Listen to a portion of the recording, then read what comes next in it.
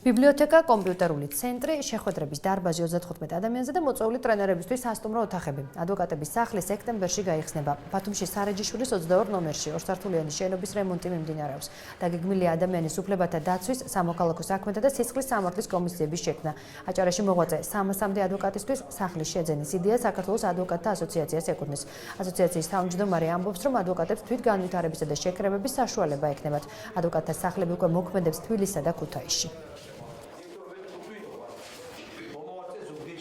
თავარი ადვოკატებმა იმუშაონ, ჩაუტარდებათ ეთიკის ტრეინინგები ძალიან ბევრი, იყვნენ ძალიან ეთიკურები პრესასთან ურთიერთობაში, კლიენტებთან ურთიერთობაში და მე მინდა ამ ქვეყანას შეიქმნა ძალიან ძლიერი ჯგუფი, რომელიც სამოქალაქო საზოგადოებას მოემსახურება. ჩვენ იმედია ამ ქვეყნის განვითარება, ევროპული განვითარება და ევროპულად რო განვითარდეს ადვოკატი, მას სჭირდება ძალიან დიდი ცოდნა. აჭარაში მოღვაწე ადვოკატებს ექნებათ თავიანთი სახლი გავარქვათ ასე, სადაც შეიძლება რომ ადვოკატებმა თავი მოიყარონ და ისაუბრონ იმ პრობლემებზე, რასაც ჩვენს მუშაობაში და ცხოვრებაში რეალურად აქვს.